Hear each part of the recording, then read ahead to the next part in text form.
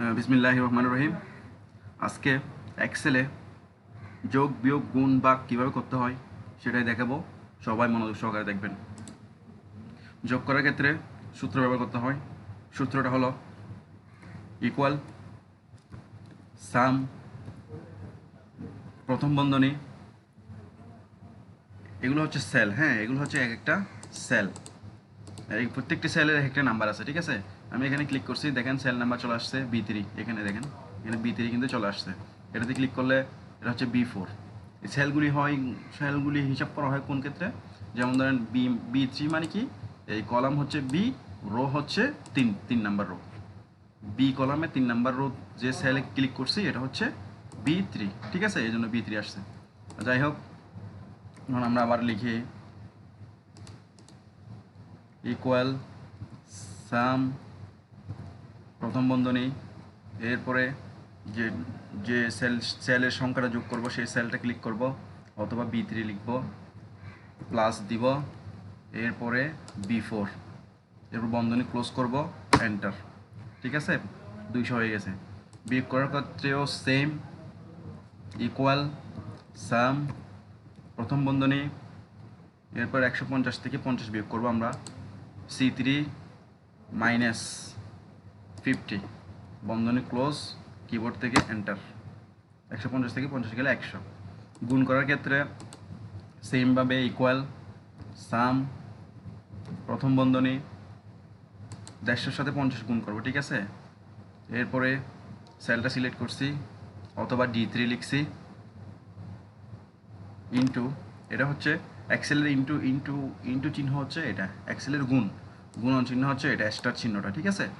Star চিহ্ন এটা হচ্ছে গুণন চিহ্ন, গুণ, এরপর D4, বন্ধনী ক্লোজ, এন্টার। ঠিক আছে, গুণ হয়েছে। এখন ভাগ করব। ভাগের ক্ষেত্রেও ইকুয়াল সাম, এরপর ফার্স্ট বন্ধনী, এরপর 150কে 50 দিয়ে ভাগ করব। হ্যাঁ, 150, এটা হচ্ছে E3 সেলে আছে। হ্যাঁ, E3, এখানে ভাগের ক্ষেত্রে ভাগের চিহ্ন হচ্ছে, আমরা যেটা অবলিক বলি সেটাই হচ্ছে ভাগের চিহ্ন, ঠিক আছে। ভাগ, এরপর E4, বন্ধনী ক্লোজ, এন্টার। দেখেন সুন্দরভাবে যোগ হয়ে গেছে।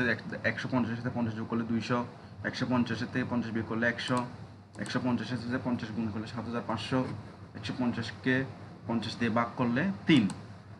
এই হচ্ছে যোগ বিয়োগ গুণ ভাগ এর সহজ ফর্মুলা। এরপর আমরা যদি এগুলো এই তিনোটা একসাথে যোগ করতে চাই, সেক্ষেত্রেও সেমভাবে ইকুয়াল সাম প্রথম বন্ধনী, তিনোটা যদি যোগ করতে চাই সেমভাবে তিনোটা এভাবে যোগ করা যায়, কিন্তু এভাবে যোগ করলে অনেক সময়ের ব্যাপার স্যাপার আছে। তো সেক্ষেত্রে আমরা এভাবে যোগ না করে আমরা অনেকগুলি সেলকেও একসাথে যোগ করতে পারবো, শুধু উপরের সেলটা আর নিচের সেলটা ক্লিক করে। হ্যাঁ, সেটা কীভাবে? যেমন ধর আমরা ইকুয়াল দিছি, বন্ধনী দিছি, সাম দিছি, এ দেখেন এটাকে ক্লিক করব, জাস্ট কোলন চিহ্ন দেব, কিবোর্ড থেকে কোলন চিহ্ন, এরপর 2 নম্বরটা আমাদের ক্লিক করার দরকার নেই, অর্থাৎ শুরুটা এবং শেষটা ক্লিক করব, 150 আর 200টা ক্লিক করব, ঠিক আছে। এরপরে বন্ধনী ক্লোজ করব, এখানে এন্টার দিলে তিনোটা যোগ হয়ে গেছে, ঠিক আছে। 150, 50, 200 তিনোটা যোগ হয়ে গেছে। তো এগুলো সেমভাবে যোগ করা যায়। তো এখানে যেহেতু সূত্র প্রয়োগ করা হয়ে গেছে, তো সেই ক্ষেত্রে এখানে আর যোগ করার দরকার নাই, জাস্ট এটা ধরে এদিকে ড্র্যাগ করলে অটোমেটিক যোগ হয়ে যাবে। বুঝতে পারছেন? আবার এই দিকের ক্ষেত্রেও সেম। এখানে আরেকটা অপশন আছে, যেমন ধরেন দেখেন, আমি যদি এই সেলে যোগটা করতে চাই, তাহলে এখান থেকে যে সেলে যোগ করব সেই সেল সহ ক্লিক করব, সেই সেল সহ মার্ক করব, সিলেক্ট করব। তো এরপরে আমরা এখানে এই যে একটা অটোসাম অপশন আছে, জাস্ট অটোসামে ক্লিক করলেই অটোমেটিক এদিকে যোগটা হয়ে গেছে। এরপর আমি যদি ড্র্যাগ করে এখানে নামাই দিই, দেখেন এগুলি সব যোগ অটোমেটিক হয়ে গেছে। আসলে যোগ করার ক্ষেত্রে এগুলোই সহজ। তো এই হলো আজকের যোগ বিয়োগ গুণ ভাগ। সবাই ভালো থাকবেন, আল্লাহ হাফেজ।